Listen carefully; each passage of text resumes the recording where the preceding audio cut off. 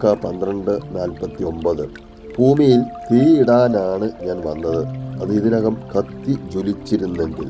According to Luke 12:49, I came to start with the fire on earth. I would be happy if that fire were already burning.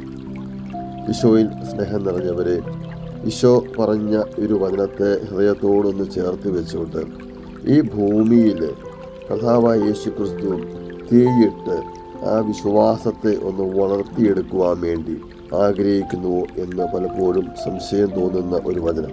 Isho നമ്മളോടൊന്ന് പറയുകയാണ്, മകനെ മകളെ, നിന്റെ വിശ്വാസത്തെ പ്രതി നീ ഈ ഭൂമിയിലായിരിക്കുമ്പോൾ ഒത്തിരിയേറെ ഭിന്നതകൾ ഉണ്ടാകാൻ സാധ്യതയുണ്ട്. ഒരുപക്ഷെ കുടുംബത്തിലായിരിക്കാം വിശ്വാസത്തിൻ്റെ ഭിന്നത, ഒരുപക്ഷെ സമൂഹത്തിലായിരിക്കാം വിശ്വാസത്തിൻ്റെ ഭിന്നത. ഒരുപക്ഷെ നമ്മൾ ചിന്തിക്കും, എന്തിനാണ് ദേവാലയത്തിൽ പോകുന്നത്? ഒരുപക്ഷെ നമ്മൾ ചിന്തിക്കുന്നു, എന്തിനാണ് എന്നും പ്രാർത്ഥിക്കുന്നത്? ഈ ഭൂമിയിൽ ഇതെല്ലാം ഉണ്ടല്ലോ, പിന്നെ എന്തിനാണ് നമ്മൾ ദൈവത്തോട് പ്രാർത്ഥിച്ചുകൊണ്ടേയിരിക്കുന്നത്? ഇങ്ങനെ വ്യത്യസ്ത അഭിപ്രായങ്ങൾ കൊണ്ട് കുടുംബത്തിലും സമൂഹത്തിലും ദേവാലയത്തിലും ദേവാലയത്തിലെ ചെയ്തുകൊണ്ടിരിക്കുന്ന കർമ്മങ്ങളെപ്പറ്റി അല്ലെങ്കിൽ വിശ്വാസത്തിൽ ഇനി മാതാവ് ഉണ്ടോ ഇല്ലയോ, ആ മാതാവ് വിശ്വസിക്കേണ്ട ആവശ്യം ഉണ്ടോ ഇല്ലയോ, ഇങ്ങനെ വിശ്വാസ സംബന്ധമായിട്ട് യേശുക്രിസ്തുവിനോടുള്ള വിശ്വാസ സംബന്ധമായിട്ട് സമൂഹത്തിനിടയിൽ പല വിധത്തിലുള്ള ഭിന്നതകൾ കൊണ്ട് രൂപം കൊണ്ട് പല സംഘടനകളും പല ഗ്രൂപ്പുകളും ഒക്കെ ആയിട്ട് അങ്ങോട്ടും ഇങ്ങോട്ടും വഴക്ക് ഭിന്നതകൾ ഒക്കെ നിലനിൽക്കുന്ന, അങ്ങനെ ആ ഭിന്നതയിൽ കൂടി വിശ്വാസമുള്ള ഒരു സമൂഹത്തെ ഉണ്ടാക്കിയെടുക്കുന്ന ഒരു സർവശക്തനായ ദൈവം അഗ്നി ഇറക്കി. ഏലിയ പണ്ട് ഇസ്രായേൽ മക്കളുടെ ഇടയിലേക്ക് അഗ്നി ഇറക്കി വിശ്വാസം പരീക്ഷിച്ചതുപോലെ, വിശ്വാസമുള്ള ഒരു സമൂഹത്തെ കണ്ടെത്തുവാൻ ഏലിയ പ്രാർത്ഥിച്ചതുപോലെ കർത്താവ് ഇന്ന് നമ്മളോട് പറയുകയാണ്, മകനെ, നിൻ്റെയൊക്കെ ഭിന്നതകൾക്കിടയിലും ഞാൻ അഗ്നി ഇറക്കി ആ അസ്വസ്ഥതകൾ ഉണ്ടാകുന്ന ഒരു സമൂഹത്തിൽ നിന്ന് ശരിക്കും വിശ്വാസമുള്ള ഒരു കുഞ്ഞു സമൂഹത്തെ ഉണ്ടാക്കിയെടുക്കുന്ന സർവശക്തനായ ദൈവമാണ് നമുക്കുള്ളത്.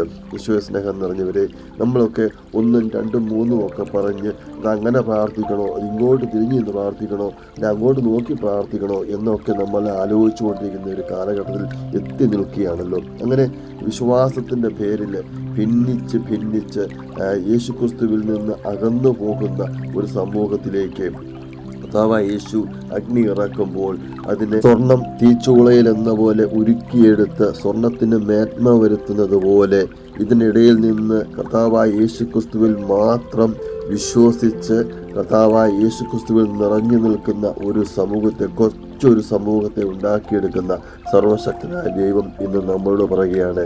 ഒരു പക്ഷേ നമ്മുടെ ഉള്ളിൽ കിടക്കുന്ന ഈ അസ്വസ്ഥതകൾ, ഭിന്നതകൾ ഒക്കെ കർത്താവായ യേശുക്രിസ്തു നമ്മളോട് ചോദിക്കുകയാണ്, നിനക്ക് വിശ്വാസമുണ്ടോ?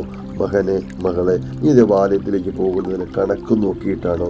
ഈ ദേവാലയത്തിൽ വൈദികൻ്റെ ശ്രേഷ്ഠത കണ്ടിട്ടാണോ നീ ദേവാലയത്തിൽ പോകുന്നത്? ഞാനൊരു ദേവാലയം ഉണ്ടാക്കി വെച്ചിരിക്കുമ്പോൾ, ഒരു പുരോഹിതനെ അങ്ങോട്ട് അയക്കുമ്പോൾ നീ ആ പുരോഹിതൻ്റെ ശ്രേഷ്ഠയും ആ ദേവാലയത്തിൻ്റെ ശ്രേഷ്ഠതയും എനിക്ക് അങ്ങനെ പോകേണ്ട ആവശ്യമുണ്ടോ ഇല്ലയോ എന്ന് ചിന്തിച്ച് ആലോചിച്ചും മാനുഷികമായ ചിന്തകളും ഒക്കെ ആയിട്ട് നടക്കുന്ന ഒരു സമൂഹത്തോട് ചോദിക്കുകയാണ്, മകനെ മകളെ, നീയും ഈ അഗ്നിയിൽ വേകാൻ, ഈ അഗ്നിയിൽ ആകാൻ ആഗ്രഹിക്കുന്നുവോ?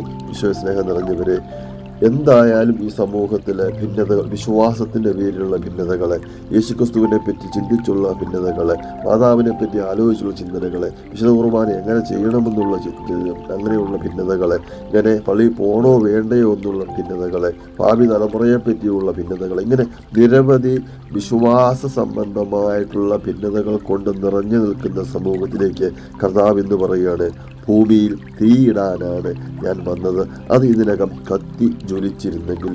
അങ്ങനെ കത്തി ജ്വലിച്ച് അതിനുള്ളിൽ നിന്ന് മേന്മയോടുകൂടി സ്വർണം വിളയുന്നത് പോലെ, നല്ല തങ്ക പതിപ്പുള്ള സ്വർണം പോലെ വിശ്വാസമുള്ള ഒരു സമൂഹത്തെ ദൈവം ഇന്ന് ഉണ്ടാക്കിയെടുക്കുവാൻ ആഗ്രഹിക്കുന്നുവെങ്കിലും ഈശോ നമ്മളോട് പറഞ്ഞിരുന്ന ഈ വചനത്തെ ഹൃദയത്തോടൊന്ന് ചേർത്ത് വെച്ചിട്ട് നമുക്കും ഒരുങ്ങാം. ഇതിലൊന്നും പെട്ടുപെടാതെ, ഈ ഭിന്നതയിലൊന്നും പോകാതെ നസ്രായനായ യേശുക്രിസ്തുവിലെ ബൈബിൾ പറഞ്ഞിരിക്കുന്ന തമ്പുരാനിൽ വിശ്വാസം അർപ്പിച്ചുകൊണ്ട് വിശ്വാസ ജീവിതത്തിൽ ദേവാലയത്തിലും വിശുദ്ധ കുർബാനയിലൊക്കെ കേന്ദ്രീകരിച്ചുള്ള ഒരു ജീവിതം മുന്നോട്ട് കൊണ്ടുപോകാൻ ശ്രമിക്കുമ്പോൾ ഒരുപക്ഷെ ഈ തീയിൽ നിന്ന് നമ്മളും ഒരു സ്വർണത്തിൻ്റെ മേന്മയുള്ള ഒരു മകനായി, ഒരു മകളായി, ഒരു വിശ്വാസിയായി തമ്പുരാൻ്റെ മുന്നിൽ ആകുവാനായിട്ട് സാധിക്കും.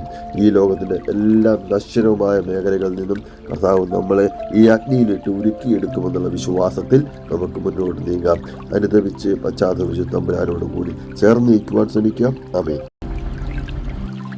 യേശുവേ നാഥ, അങ്ങയെ ഞാൻ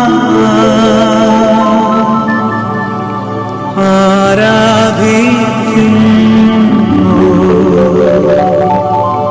സ്തുതിക്കുന്നു. ജീവൻ